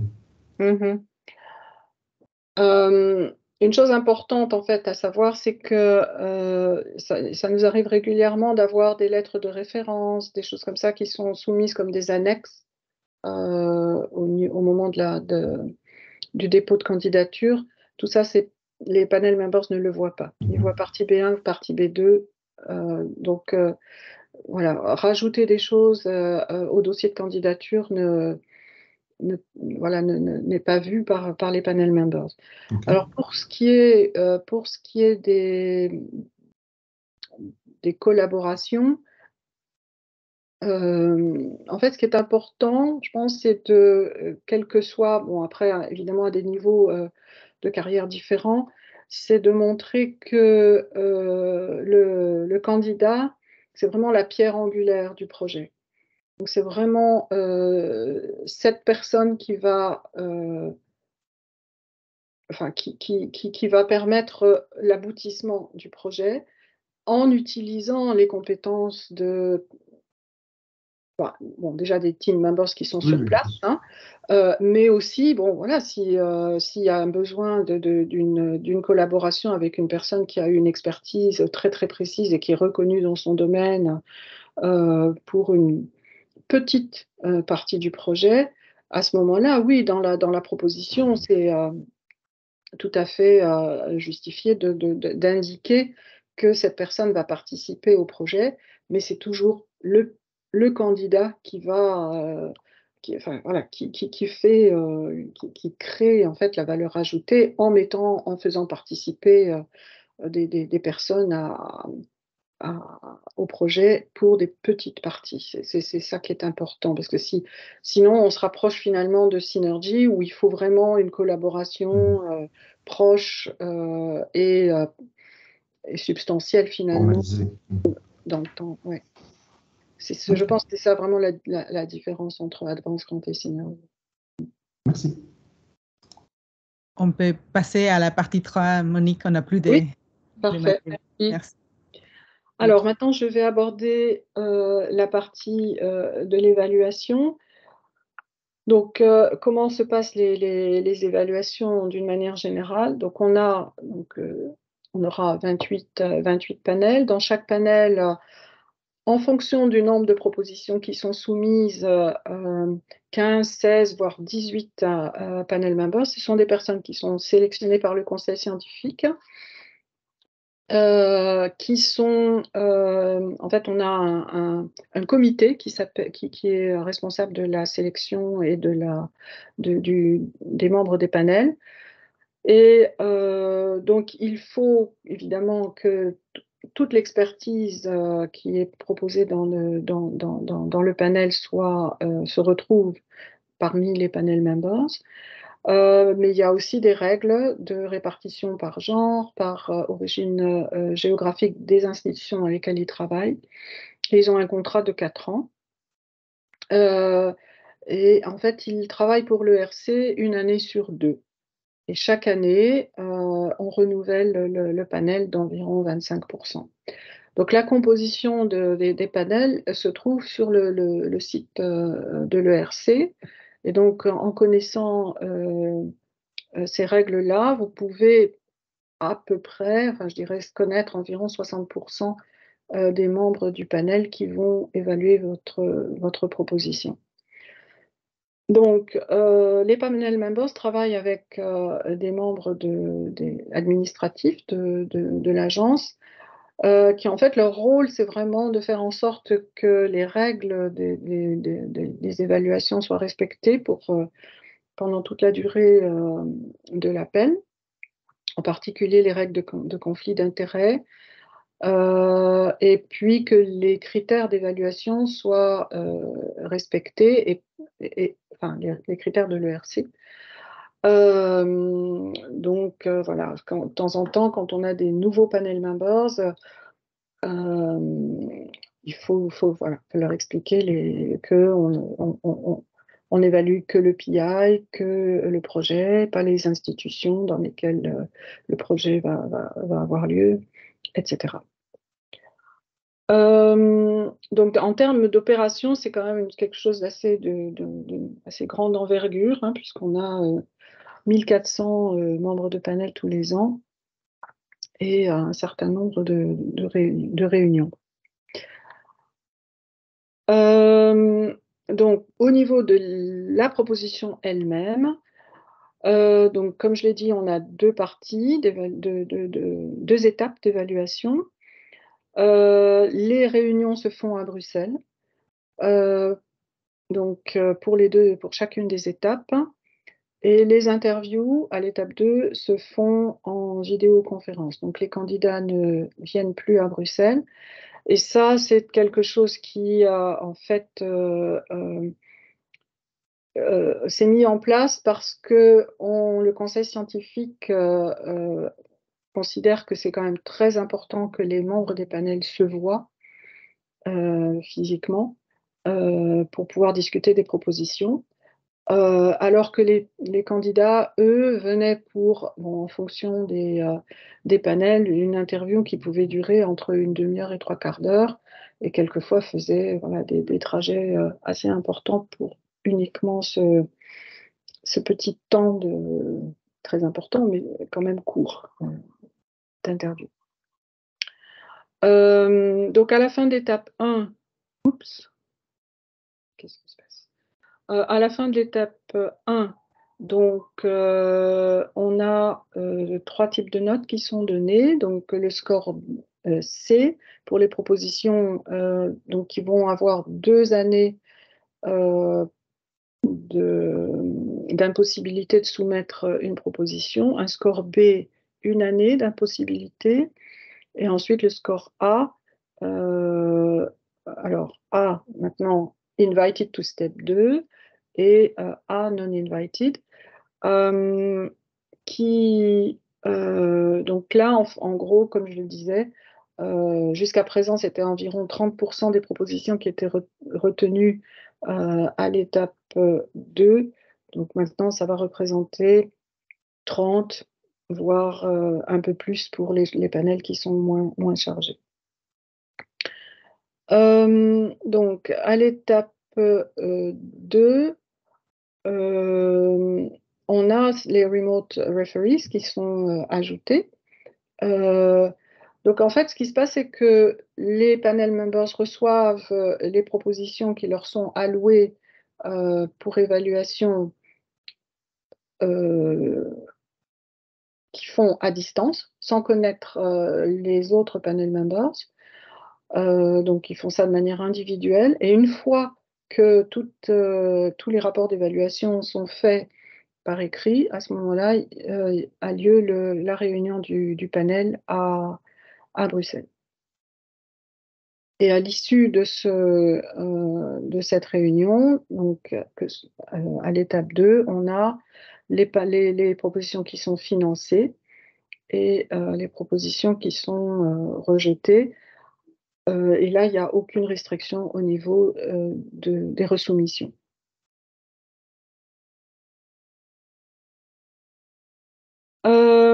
Quelques conseils. Enfin, c'est des choses que je répète d'année en année, mais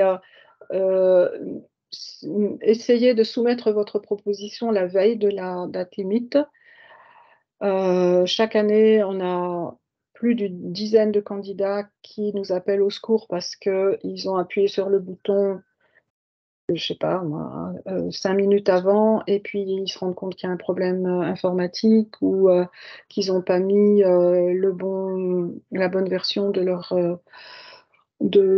leur proposition, et du coup, soit ils n'ont pas soumis du tout, soit ils veulent changer ce qui a été soumis et ce n'est pas possible. Ça, je l'ai déjà dit, donc la partie B1 est vue par des experts, mais aussi par des généralistes. La répétition dont on a déjà parlé. Et puis, j'ai répondu à la question, de faire attention que ce ne soit pas un consortium, de vraiment que le candidat soit au centre et vraiment la partie essentielle, que sans lui, le projet ne peut pas se faire, quoi. Au niveau des thématiques, comme je l'ai déjà dit aussi, ce sont des projets exploratoires, mais ça inclut aussi des projets avec des retombées pratiques, puisqu'on a le POC pour le prouver. On a déjà dit, le budget est distribué en fonction de la demande. Les panels descripteurs, c'est une indication, mais pas. On peut avoir des choses qui sont un peu à la limite, puisque c'est des projets de recherche exploratoire. Au niveau des taux de succès dans les fenêtres d'éligibilité, ça c'est quelque chose d'important. On a toujours cette tendance, quand on regarde les statistiques, de voir que les gens attendent pratiquement la dernière année de fenêtre d'éligibilité pour candidater. probablement en se disant, voilà, j'aurai plus de chance, puisque j'aurai plus de publications. Ce qu'il faut savoir, c'est que quand on fait un briefing aux panel members avant de lancer l'évaluation, et on insiste sur le fait qu'il faut qu'ils prennent en compte le moment de la carrière dans laquelle se trouve le candidat dans la fenêtre d'éligibilité. Donc, ils ne peuvent pas attendre d'un candidat qui est 3 ans après son PhD le même track record que quelqu'un qui est en fin de fenêtre d'éligibilité à 7 ans. Et ça se retrouve en fait dans les statistiques, hein, quand on regarde le taux de succès par année post-PhD, on a un taux de succès qui est à peu près plat. Donc les candidats qui sont 3 ans après le PhD ont les mêmes chances d'être sélectionnés que des gens qui sont 7 ans après le PhD. Et la même chose se retrouve pour Consolidator.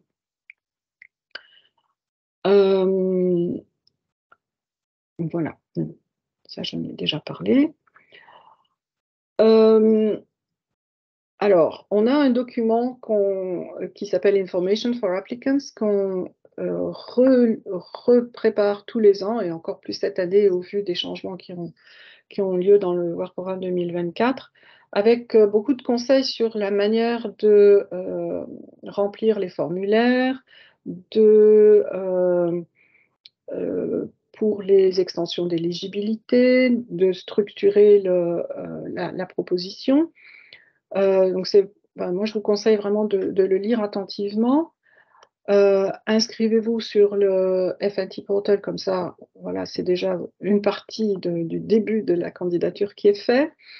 Vous pouvez nous contacter, je vous mettrai les adresses électroniques à la fin de la présentation, mais faites-le longtemps avant la date de soumission. Vous pouvez le faire évidemment juste avant, mais voilà, si vous avez des questions qui sont plus larges, autant le faire à temps pour qu'on puisse vous conseiller. Et une chose importante dans le formulaire de soumission, il y a, si vous avez des collaborateurs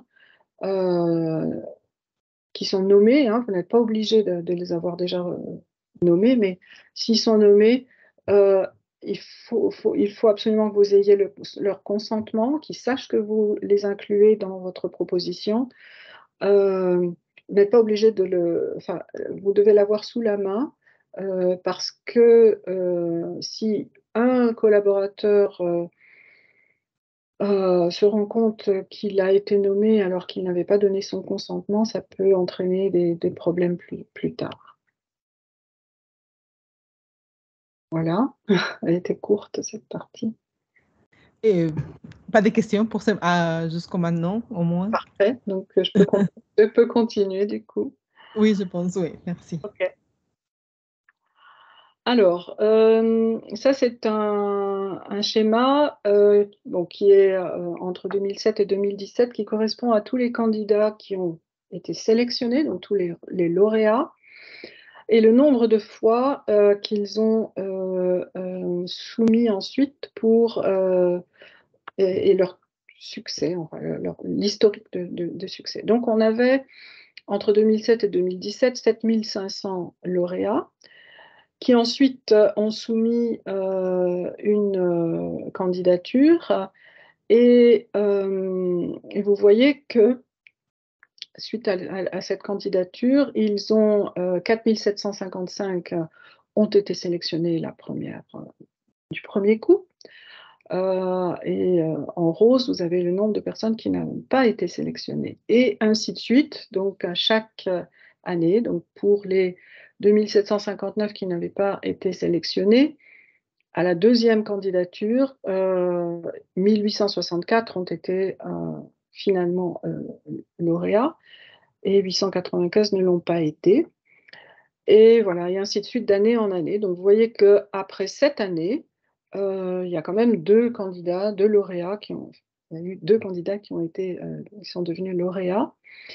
Ce qui veut dire que, en fait, d'une année à l'autre, le fait que vous n'ayez pas été sélectionné vous donne plus de chances d'être sélectionné l'année suivante, environ Donc ça change d'une année sur l'autre, mais je dirais en moyenne, ce que j'appelle les re-applicants, donc les gens qui ne sont pas primo-candidats, si je peux te parler comme ça, ont 30% de chances de plus d'être sélectionnés pour un grant agreement. Donc c'est pas négligeable.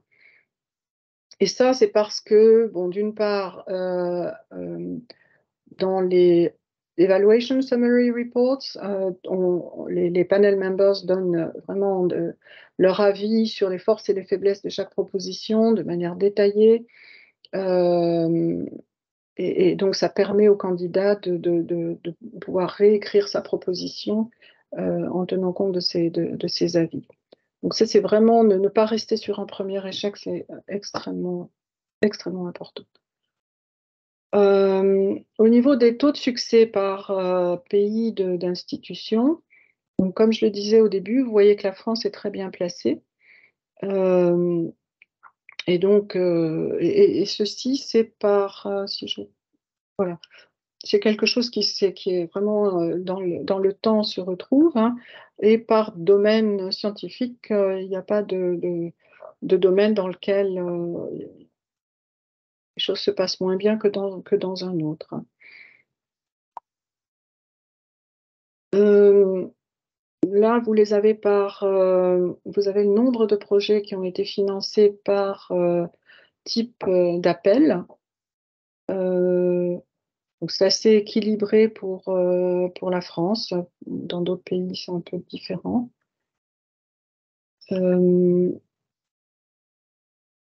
Voilà le nombre en domaine, sans tout appel confondu. Ah oui, si c'est quelque chose qui est assez qu'on conseille, c'est d'aller sur le site de l'ERC où vous pouvez retrouver les lauréats par type de grant et par panel. Et on m'a dit plusieurs fois qu'il y a des candidats qui ont contacté des lauréats pour avoir des conseils, pour éventuellement même avoir leurs propositions. Donc, c'est des choses qu'ils ont tout à fait, enfin voilà, à partir du moment où vous avez le consentement du lauréat, il n'y a aucun problème. Par contre, ne pas copier-coller, enfin même des parties de la proposition, parce qu'on a un outil informatique que l'on fait, que l'on utilise après chaque date limite de soumission, où on compare le contenu des propositions avec celui de toutes les propositions reçues à l'ERC. Et donc, évidemment, on peut détecter les plagiats.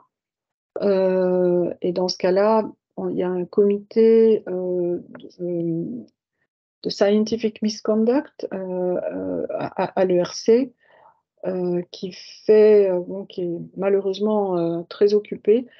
Et donc, si vous avez, d'une part, pas le consentement de la personne et fait du plagiat, à ce moment-là, vous pouvez être rejeté, avoir l'équivalent d'un C, donc sans même être évalué.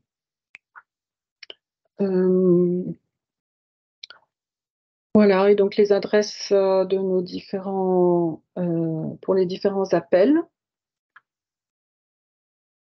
Je pense que j'ai terminé ma présentation. Merci pour votre attention et je crois que maintenant on peut discuter sans crainte de temps. Merci beaucoup, Monique. Et maintenant, j'invite vraiment tous ceux à qui j'ai coupé la parole auparavant, et je m'excuse, de poser vos questions. On a le temps maintenant.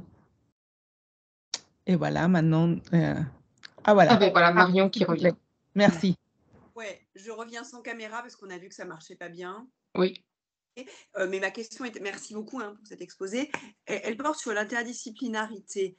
Est-ce qu'il est recommandé, alors déjà, première question, on peut mettre que 2 disciplines, que 2 panels, ok.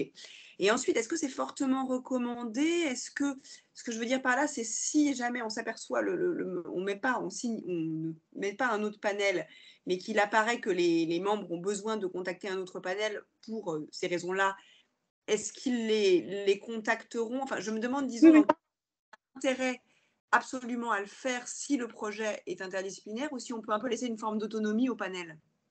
Oui, on peut tout à fait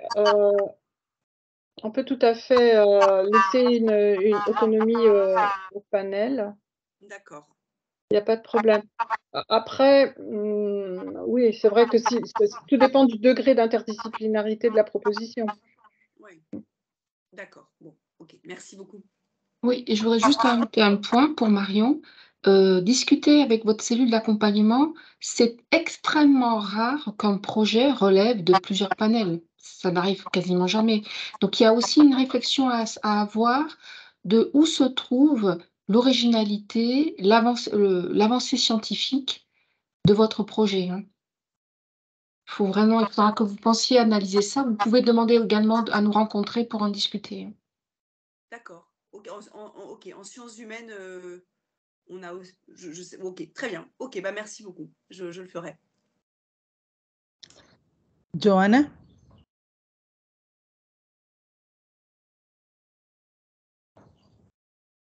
Oui, bonjour. Bonjour. Il y avait une question sur les panels synergie. Parce que nous avions expliqué l'alternance pour les panels classiques, pour les 3 et pour les synergies, on a aussi cette alternance, c'est un peu différent, parce qu'il n'y a jamais la clarté sur ça dans les... Ah si, c'est exactement pareil. Pareil. Vous voulez dire le contrat des membres des panels, hein, c'est ça, de 4 ans, oui. renouvelable? Oui. C'est que c'est à 4 ans et aussi qu'il alterne, donc il n'y a jamais 200 défilés qu'ils vont pour les synergies, ok, on récupère vraiment les panels de la fois d'avant. Absolument, oui. Oui, non, et ça se justifie parce qu'en fait, les membres des panels reçoivent en moyenne, c'est quand même un travail qui est assez lourd, et pour Synergie, c'est pareil. Hein, et donc, voilà, on ne peut pas leur demander de travailler 2 ans de suite. Et une autre petite question rapide, pour l'évaluation des PI, avant, il y avait 3 questions, mais la réponse n'était pas rédigée, c'était un petit grid où il fallait ticker excellent. On continue comme ça ou ça a changé? Non, il y a toujours les grids, mais il y a un petit text box. Oui, ça l'a toujours été. Mais il y a la grid en principe. Il y a la grid. Mais la grid maintenant n'est pas liée à un chiffre. Ok. Merci beaucoup. Senia, s'il vous plaît. Bonjour, merci pour la présentation. En fait, j'ai une question par rapport aux synergies. On ne retrouve pas le nombre de membres de panel parce que pour les autres panels, nous avons vraiment les listes qui sont publiées après les évaluations. Et pour les synergies, j'ai vu il y a quelques années, nous avons une liste de tous les membres de panel qui ont participé, 85, quelque chose comme ça. Mais après, on ne voit jamais les distributions par panel parce que ça serait intéressant pour nos candidats à savoir, en fait, je sais qu'il y a un changement qui intervient à chaque étape d'évaluation, mais en fait, pour les interviews, quand même, ils doivent savoir à peu près qui pourra être dans le panel, la diversité de membres de panel. Oui, en fait, le truc, c'est que pour les appels Starting Cog Advanced, on a les 28 panels. Donc ça, ils sont fixés. Oui. Alors que pour les panels Synergie, c'est des panels, ce qu'on appelle des panels dynamiques, en quelque sorte. Ils les forment en fonction des propositions qui arrivent. Donc, on ne sait pas, en fait, on sait quel panel member va être dans l'appel Synergie 2024, par exemple. Mais en fait, on va former les panels une fois que la deadline est arrivée. Une fois que les propositions sont sélectionnées, par exemple, pour l'étape 2, on va dire, bon, ben voilà, là, on a et puis il y a souvent beaucoup d'interdisciplinarité, donc des panels, il nous faut créer un panel avec, enfin, voilà, on a un outil informatique à nouveau qui nous fait le match entre comment arriver à faire 5 panels avec les propositions qui ont été sélectionnées et l'expertise des panel members. Donc, du coup, oui, on pourrait publier les noms des panel members, mais ça ne voudra rien dire pour l'année suivante, puisque ça va changer en fonction des propositions qui vont arriver. Donc, ça peut être aussi misleading d'un certain côté. Oui, mais peut-être ça pourrait permettre aux scientifiques de voir les diversités parce que ça les surprit à chaque fois de voir les profils des membres de panel pour les années précédentes. Et en fait, peut-être pour Synergie, j'imagine que ça sera encore plus diversifié. Ça va leur permettre aussi de voir à quel point ils vont être confrontés aux gens qui ne comprennent pas leur, en fait, leur projet du tout. Ça, c'est clair. Parce que dans chaque panel Synergie, il y a toujours un mélange de gens avec des expertises très, très, très différentes, quoi. Ouais. Oui, merci. Oui. Merci. Merci. Et Guillaume Barol, s'il vous plaît. Oui, bonjour et merci pour cette présentation. Ma question était liée aux synergies et à l'inclusion d'un PI du Royaume-Uni. Donc, est-ce qu'il y avait des nouvelles règles ou quelles étaient les dernières réglementations pour l'intégration d'un co-PI? Alors, ben, non, pour le moment, on n'a pas beaucoup plus avancé, malheureusement, parce que ça nous pose d'énormes problèmes en termes de liste de réserve, par exemple. Je pense que le PCN est très au courant. On a des listes de réserve qui sont, je crois qu'on a battu nos records, on est monté à 88 l'année dernière du fait de la question qui n'est pas résolue pour les PI qui sont éligibles, mais qui doivent changer de host institution s'ils sont sélectionnés. Et du coup, vous pouvez, dans une proposition synergie, avoir un membre extérieur à l'Union européenne. Je ne sais pas quand ni comment. Les dernières informations que j'ai sont que le Royaume-Uni va participer au programme Horizon Europe et donc les candidats vont être considérés comme éligibles à part entière. Et les derniers points qui sont en cours de négociation sont d'ordre budgétaire. Donc tant que ce n'est pas fait, on reste encore dans une zone grise. Le principe de la participation est acquis, mais tant que les conditions financières ne sont pas résolues, on n'a toujours pas de... Donc, est-ce que ce sera fait d'ici fin 2023 ou pas? Je n'ai pas d'informations, malheureusement. Ok, merci. Et Irina, s'il vous plaît.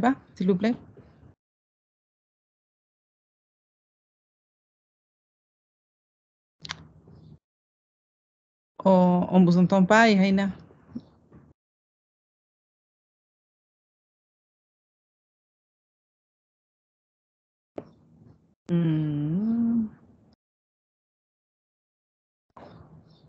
Irina, on attend peut-être que vous puissiez résoudre les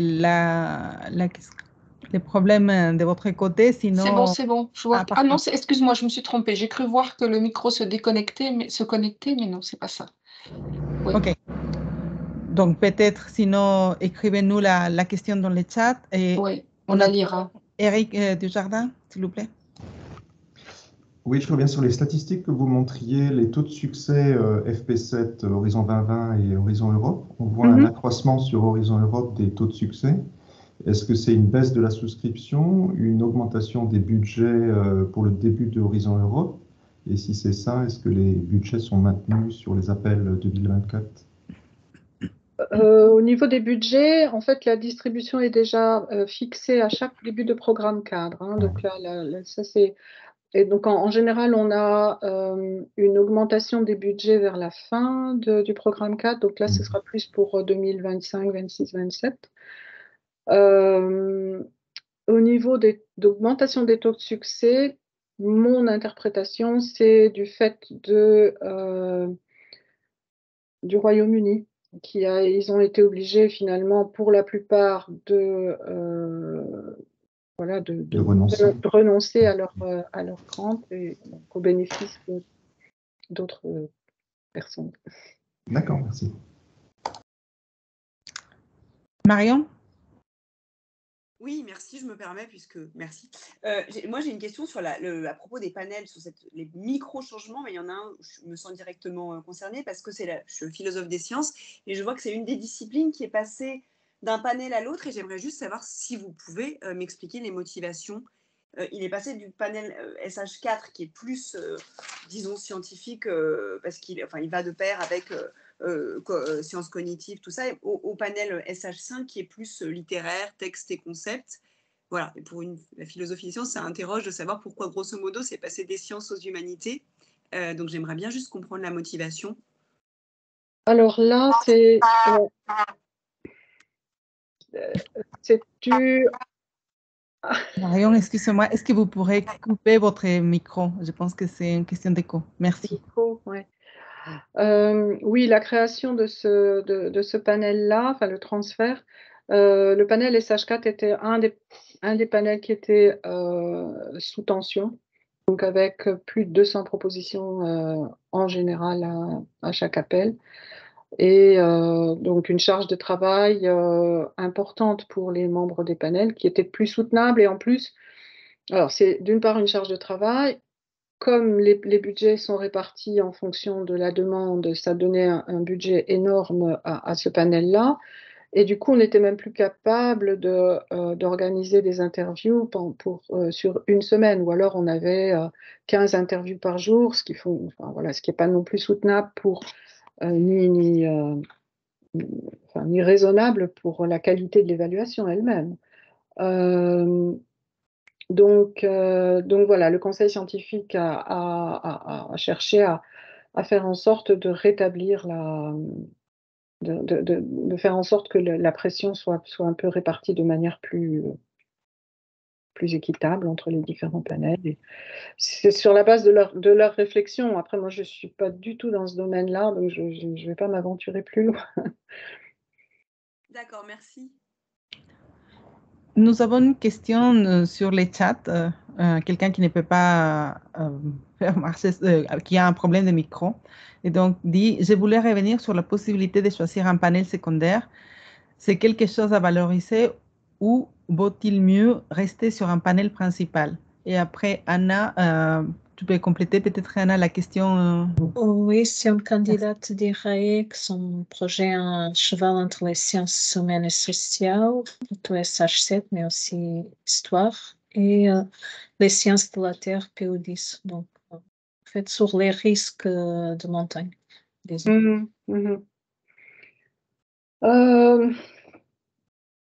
Bon, quand ça se passe comme ça, moi je dirais faire attention à bien choisir son panel primaire, celui dans lequel vraiment la proposition va être évaluée. Le fait qu'il y ait un panel secondaire, en général, c'est pas considéré comme préjudiciable à la proposition. C'est une indication qui est donnée au panel chair et à l'administration qui aurait éventuellement besoin de l'avis des membres d'un autre panel. Par contre, là où il faut vraiment être clair, c'est que donc les membres de l'autre panel vont fournir leur évaluation écrite, qui vont être lues par les évaluateurs pendant le panel meeting. Et sur la base de leur discussion pendant le panel meeting et les évaluations écrites, ils vont prendre leurs décisions. Donc c'est ça qui est vraiment important, de savoir quel est le panel primaire, parce que c'est là que la décision va être prise. Merci Monique. Johanna, je pense que Marion, excuse-moi, c'était déjà répondu ou c'est une autre fois? Une autre question? Non, c'est bon, merci. Donc Johanna. Oui, il y avait une question un peu technique sur les advances et les lump sum. Et c'était qu'on dit qu'on ne peut pas toujours pouvoir faire les extra budget for equipment ou peu importe, par une des raisons de demander les millions de plus, et la portabilité. Donc pour l'équipement, cette partie-là, une fois que c'est évalué, devient lump sum et on n'aura plus, parce que cette partie-là, c'était la seule qui était tagged dans un projet et tu ne pouvais pas la changer, utiliser les changements de catégorie. Comment est-ce que ça va se passer? Et dans un cas d'un portability, comment est-ce qu'on va évaluer combien a été dépensé pour donner le reste du budget à notre institution. Et là, c'est un peu en demande de ne pas trop demander aux autres institutions qu'elles doivent se mettre d'accord. C'est quelque chose qui vous nous demandez. On doit donner les red carpet pour la portabilité. On l'a toujours fait, c'est pas toujours simple. Mais les moins de règles que vous donnez, les plus que c'est à l'attente des institutions, et ça peut amener à que ça devienne difficile, même avec tous les bons intentions des deux côtés. Donc, c'était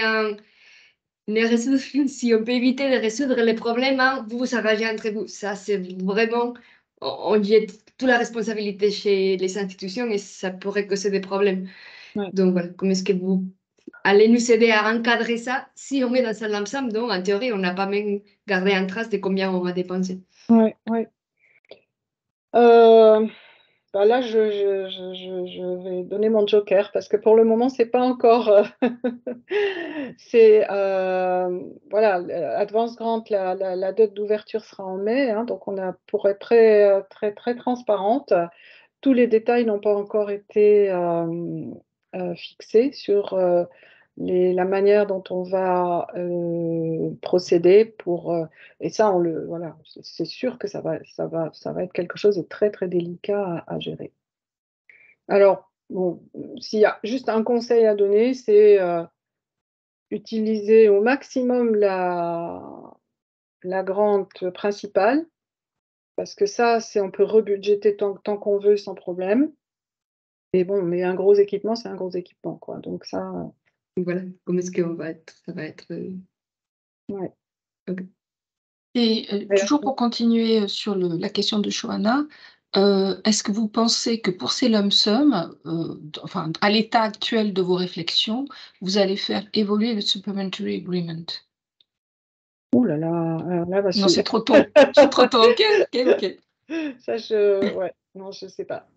Mais oui. On va voir, en fait, il y a eu une réunion de plénière du conseil scientifique la semaine dernière. Et a priori, il va y avoir une publication de premières FAQs, mais vraiment premières FAQs sur le site de l'ERC au moment où le work programme va être publié.